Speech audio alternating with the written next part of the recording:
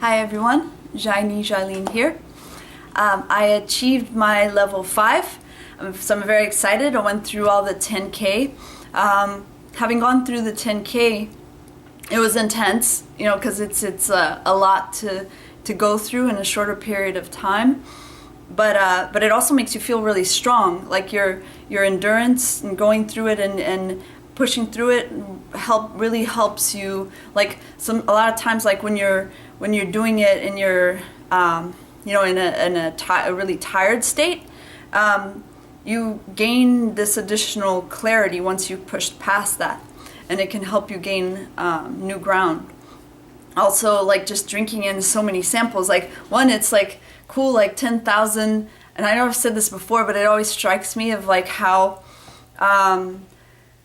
like most of the people that have been in the public eye since I was a kid, and even before, like when they started with cameras, they're all captured within a population of 10,000. That's not very much compared to the vastness of humanity, but the patterns are there. The patterns are there within the 10K. The patterns are there, outside in the world, at large. And there's no better example of that than this past week. I was in New York for a business trip, but while I was out there, you're in New York. You're in this like cacophony of sounds and oceans of people from all over the world, and it's a really, like, it can be overwhelming to the point, like, you see now, like the sound, like the intensity of it, the relentlessness of it, of that just like buzzing is there like 24/7. It doesn't shut off. The only time it shut off sort of while I was out there, it was there was a snowstorm, and that's when it died down. It actually gets kind of eerie because you don't, it's like this wasteland of these huge skyscrapers and nobody out there, and like no sound. It's like kind of post-apocalyptic almost. But yeah, so you see like Naiji there. I saw this in several places because, of course, New York has so many people. It's like, random encounters galore. If you're looking for random encounters, that's a place for it, because you have people from all over the world, and the city's a tough place. So like you have, like, everyone's hustling, trying to get ahead, trying to make things happen, moving, so it's a lot of moving, keeping in movement.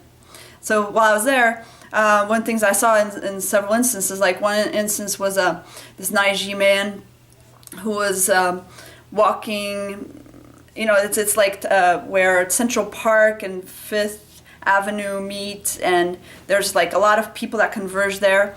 And he was out in this big, this area that was open, where a lot of people were crossing. It's also near the Apple store, so there are a lot of people that are going there. And he was just like, to raise your voice to the level where you're actually going above the wall of sound that's constant in New York. That's really notable, because you're like going like really like nuclear at that point, to be able to accomplish that. But he was accomplishing that level, saying, "I'm not afraid, I'm not scared, I'm not afraid." And he was just like walking, yelling that the whole time. And you could, like, people, I guess, in New York, like they're used to it, and you're sort of like, you're going with the flow. And but yeah, it's like, and so you see these, Naiji going nuclear, and like different places in New York, and you're just like wondering, like, you see like this, it's like, wow, if you could harness that, like the amount of, productive, transformative energy that could generated is just like immense. But yet, but it's like so messed up that they're, you know, that there's no outlet for that, no real productive outlet for that kind of intensity of power and energy that's there. And so there, you know, and so you're like, they're doing this and they're going nuclear and they're time bombs, and then people like get scared of it because they don't know what to do with it. And you know, it's kind of like, are they going to time bomb on me? But it's like, if people understood what was going on, you could actually, that would not happen. You know, you wouldn't have, I'm sure, like, you know, you can't avoid everyone from like breaking at some point, but it would be way less. Like, you just have this everywhere on a mass scale. It's like such a mess. It's such a mess. And so wasteful. You know, it's like we have so much human potential that has come, you know, that has evolved through the years, come up to this point, and we are doing such small, meaningless things in the grand scheme of things, like that are really counterproductive. And going nuclear on each other. Yeah, and going nuclear on each other, as opposed to, you know, like understanding we're all one tribe and how we connect and how we move on to the, you know, there's like the planet, it's like we're in a small rock in the middle of this vastness. Like, we have not begun to even start to explore what's out there, and we keep focusing on these like small things because we're scared, because we don't understand, because we can't even get along or really know like our partner. When we look into their eyes, we don't really understand. There's a bond there, but if you don't know Mojo, you don't know what you're really looking at and why you're looking at that, why you're so inspired and energized by that. You don't understand really. I mean, you can have feelings, but you don't know until you actually know what the human language is that's out there, the human matrix that exists, and what you are and how you relate to it. Well, little they do know, they're like, and everyone should be like this. Yeah. This is love, this is whatever. There's this bias. That happens, and it's like, it's so pointless. So I wrote some things because I was like super inspired. I actually got stuck in New York. I was supposed to come back on Friday, but because of the storm, I ended up staying Saturday and Sunday, which was also an opportunity to get to explore the city. And so I went to different places like Central Park, and I went to the Met, and I went to a comedy show, and went to burlesque show, and these were really like great ways to like experience the city, and also like it gave me a lot of inspirations and musings. And so I remember with the Met, like I was saying, like, so at the Met they have different wings, and one of the areas is with ancient portraits. So they have anyone who's been to the Met or any other museum, like they have. And the Met is one of the premier ones, and so they have a lot of the paintings of the masters, and so like paintings from the 1700s, 1500s, 1800s, 1900s, and when you start seeing like these massive, and some of them are like just like immense, like canvases, and they put like. Some of them, like you see Rubens and Caravaggio and some like those masters, like when you actually see it in person, wow, I wasn't expecting to be that struck by it.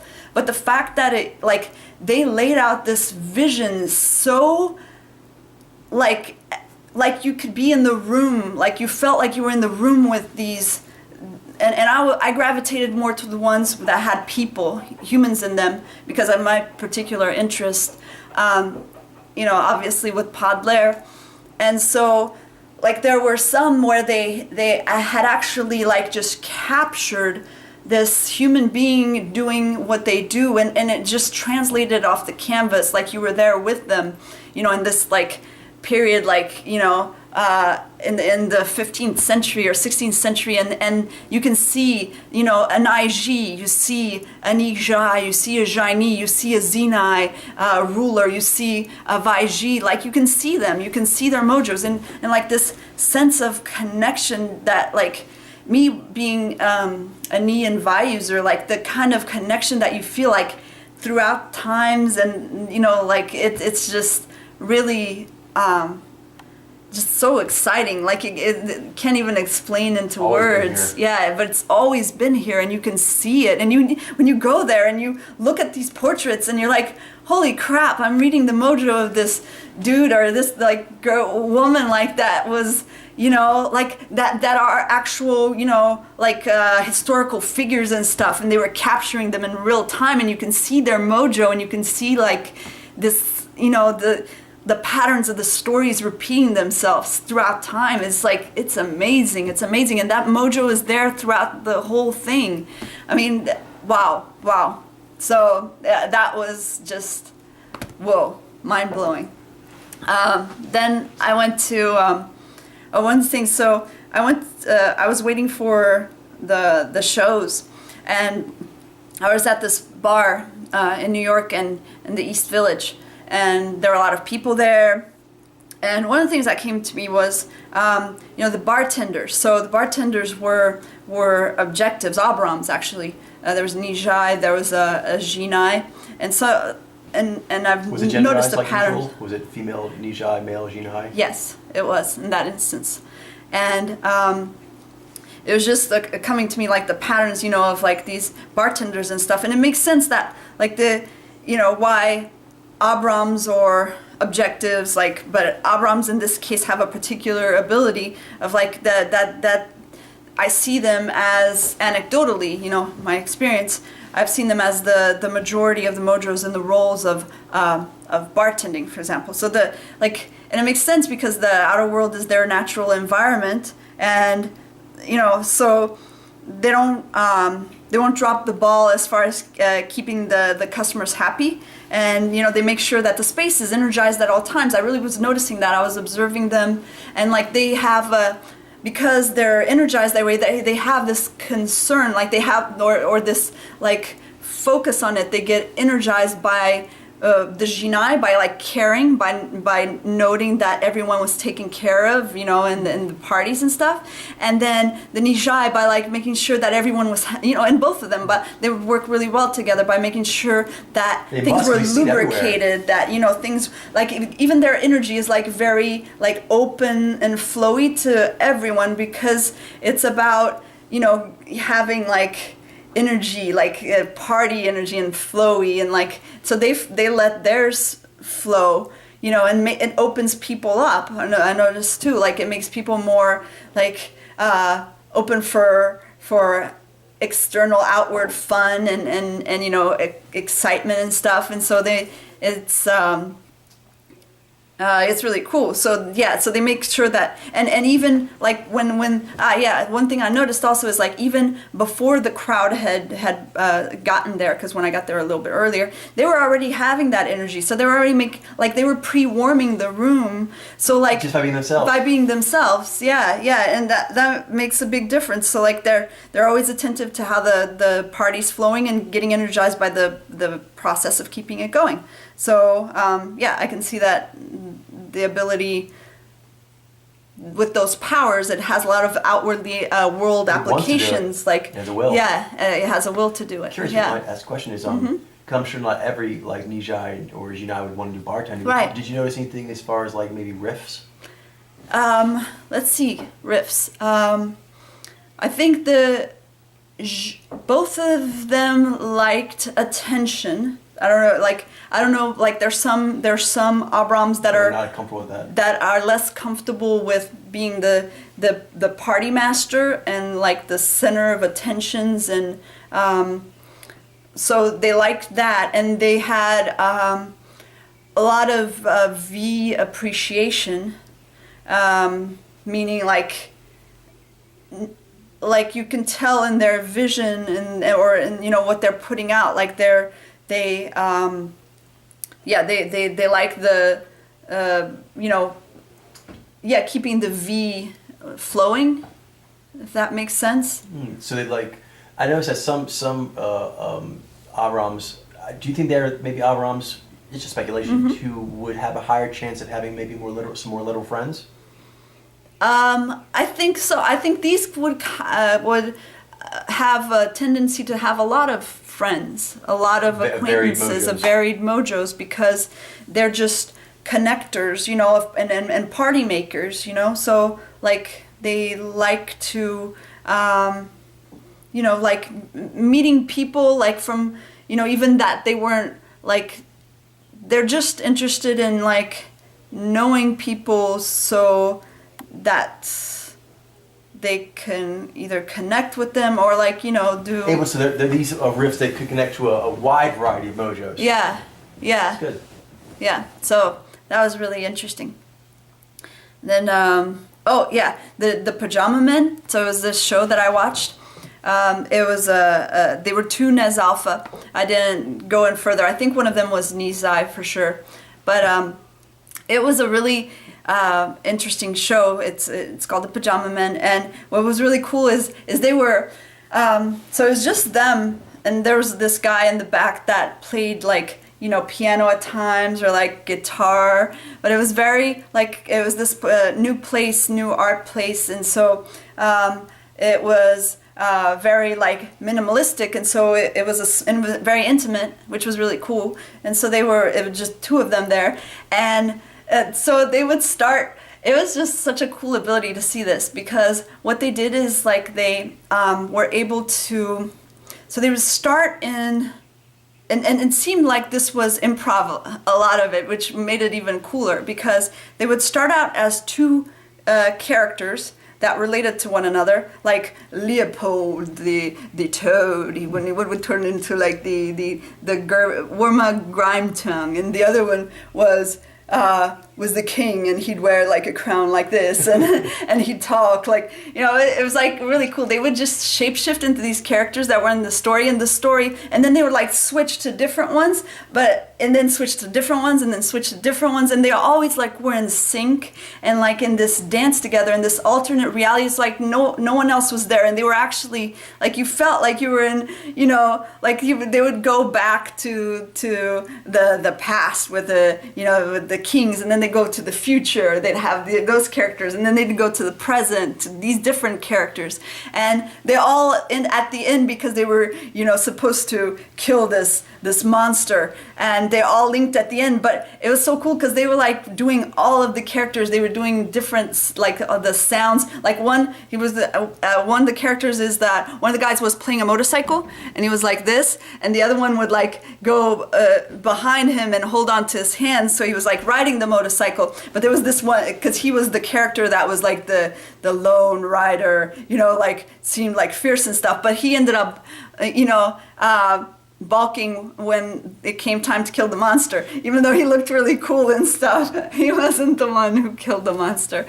But just seeing them, they were doing like this perfect like shape-shifting, like no fear, in the dance together, and they would just go, and even like, because you could see that they were improvising, so like you could see like at times like they're like, well, one of them would be like, where'd you come up with that? But then they would get giddy, like they would never like, it was so cool because they would never like get lost or be like shut down or anything like that, because they would just roll with it, and just like they would giggle like for a little bit, but then that would power them, and they'd like start finding their way in that story and that character, and the way that the partner rolled different this way, and they would like, it was really cool to see. It was really cool. So that was super. So like I wrote at the time, it's like they're in a dream together out in the real world. There's no inhibitions, no judgment, just being in the moment in this alternate reality. So cool.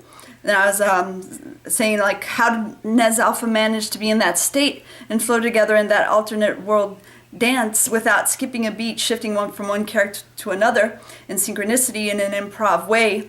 and the shifts happen with no words. That's insanely awesome. Like, it's really cool. Yeah. Well, how does it work for you? Well, I don't take too much of your time, Yeah. but there's last year ones. I think two that come to mind that is Scrubs. Mm-hmm. The way that like they have those simulations, like him and his head, but also they have like the role playing. Yeah, yeah. You're this, and I'm the German so and so. You know, and then in Parks and Rec.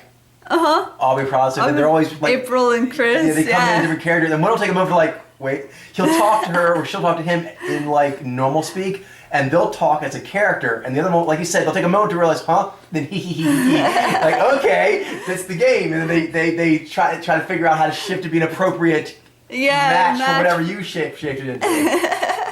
Yeah, because at one point, the Nizai really trumped up the other guy when he there was something about he was like in a dinner and he was like all proper, and then the other one's like, "What are you?" And he's like, "I'm the," and then he started like moaning basically, and he said he was the "give it to me" bird. But he was doing it like as if like he was in, like full like coitus, and it was just so funny. And the other one, he just like giggled and rolled with it, and so it's really cool to see.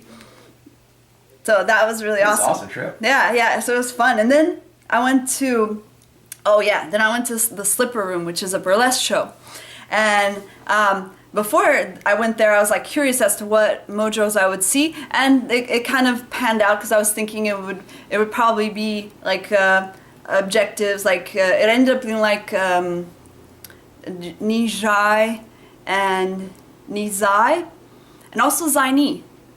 I noticed. So they would do various like shows. One's like where it's like aerial silks, one's where it's like striptease, but like different types of striptease. There's one where it was the Nijai guy, and that one was probably like, he was like, all of them, like what struck me about them is like how open they were. I mean, like you don't see like, because they're getting like naked completely on stage, like, and bringing people up there, and stuff, and it's like totally open. I mean, like, it's, to me, being a subjective, that's, and being a sub-rom also, like, the Jai might feel more comfortable. Yeah. They seem to be pretty unflappable, these sort of things. Yeah.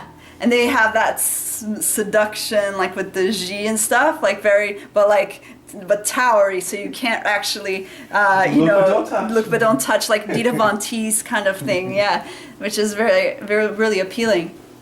And you saw, so like, but the Nijai had that like just openness of like, anything, like, it's like hard to explain. The Betty Page. Yeah, Betty Page. So comfortable in the moment and being, and just, just doing what you do, like wherever it goes. And comfortable being your fantasy. Yeah, comfortable being your fantasy. Yeah, which was really, I mean, it gives like unique, energies that you don't get you wouldn't get otherwise. Those were some all kinds of good inspirational stuff going on. Yeah, definitely. It was really cool that way. That's the cool thing being in like a major city. Yeah, because you get so many experiences in such a short amount of time in a condensed space. It's like, and everyone is looking for something there, but it's like it's more dynamic, more moving. It's more concentrated. More concentrated. Yeah, so it's like, it's really cool that way. So it was fun. I look forward to we go on our world tour. Yeah, I know. Awesome. Oh, it's going to be so awesome. Going all over, seeing all the Mojos, meeting all the people, teaching them about Paddler. Mojo Read. It's going to be the best. So guys, I will see you next time. Hope you enjoyed. Bye.